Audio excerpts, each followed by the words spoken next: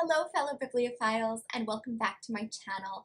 I'm Marissa and today I would like to discuss my favorite book of the year so far, which I suppose is not saying very much at all because it's only January, but this was a highly anticipated read for me and it was everything I could have hoped for and more. The Mermaid and Mrs. Hancock has been talked about quite a lot on BookTube now since it was published in the UK before it was published in the US.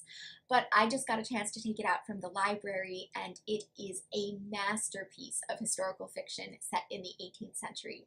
It's brilliantly researched, well written, with the most precise language and attention to detail, and it deftly handles themes of class and race and fate, all tied together with mermaid folklore. The book takes place in 1785 and opens with merchant Jonah Hancock anxiously awaiting for his ship to return from a voyage. He worries that the ship is lost at sea along with its cargo, and that his investors will be angry and disappointed at the loss of their investment, and that his own reputation will suffer as well. When the captain does finally return from the voyage, to Jonah's dismay, it is without his ship. The captain has actually sold Jonah's ship for an extraordinary and rare oddity, a mermaid.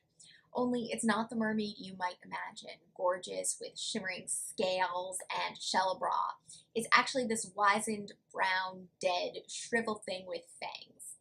Jonah is a practical and mercenary man, and he is furious with the captain, but he makes the best of his situation and takes advantage of displaying his oddity to the public. His mermaid brings him in contact with Bet Chapel and her famous nunnery, aka brothel, as well as the highly renowned courtesan Angelica Neal, the most desirable woman that Jonah has ever seen, and the story devolves from there. What is the cost of ambition, and can both characters escape the destructive yet alluring power of the mermaid? Like all great historical fiction books, this book transported me to an entirely different time and place. In this case, it was done through the impeccable research that the author must have put into this work. Every detail and object seemed lifted from a museum and brought to its time period by its description. Even the font itself is from the 18th century. There's a note in the back of the book explaining that the font used to publish the text is called Caslon, named for William Caslon, who was the first in a famous English family of type designers. It's that extra attention to detail that really adds to the historical cohesiveness of the book, and you get the sense that if you were to have a conversation with the author, she would be able to divulge so many more stylistic and content choices that were made to reflect the era. The writing itself was also incredibly detail-oriented.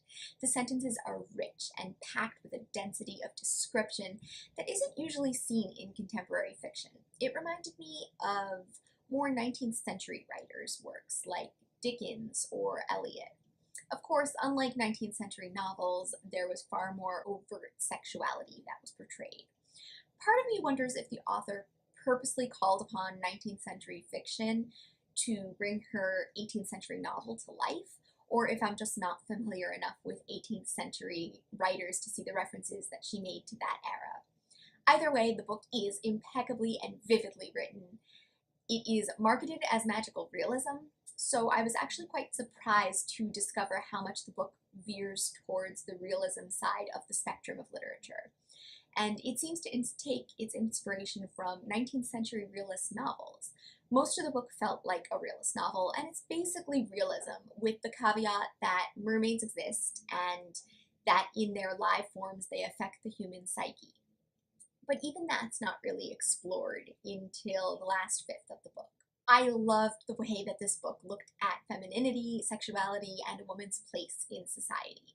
There are so many different depictions of femininity in this book, from the courtesan Angelica Neal, to her friend Eliza Frost, to the nunnery owner Mrs. Chapel, to Jonah's sister and his niece, and each character provides the reader with aspects and interpretations of the feminine. Is there more freedom as a wife, a kept woman, a servant, a courtesan beholden to a pimp-like caretaker like Mrs. Chapel? And how does sexuality play into achieving these positions in society? The answers to these questions are inextricably wrapped up in mermaid folklore, and in many ways the depictions of mermaids in this book are very real analogies to different roles and perceptions of femininity. There's also a subplot that involves a biracial prostitute named Polly and a black servant. The way these two interact with each other shows the fascinating implications of class on race and further examines ideas of captivity and freedom that are otherwise discussed with regards to femininity within the book.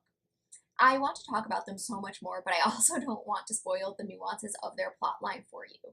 There really is so much more to say about them, though, as you might imagine when race and gender and class collide in a plotline like this. There is also the theme of showmanship in contrast with sincerity and respectability in The Mermaid and Mrs. Hancock.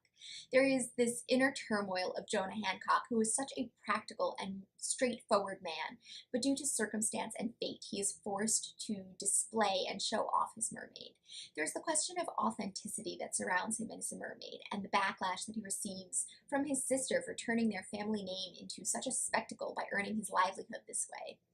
Jonah and his mermaid's authenticity is compared with prostitution. Figures like Mrs. Chapel and Angelica Neal create their livelihood by prostituting themselves or others, by putting on a show and exploiting the allure of female sexuality. The novel toes the line between sincerity and authenticity and showmanship and illusion. Is it possible to be sincere and authentic while simultaneously putting on a show? Arguably, both Jonah and Angelica Neal share this ability to be sincere and respectable individuals, while still playing their part as a showman or courtesan.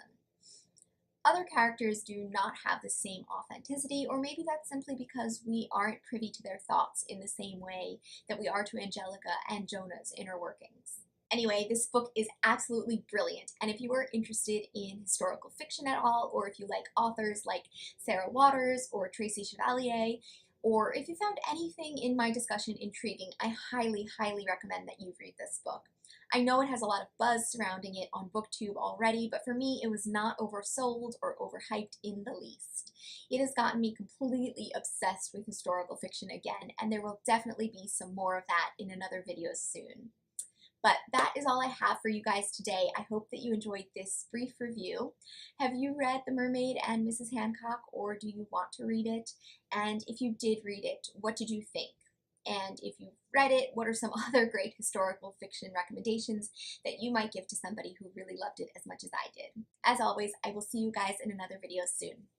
Bye!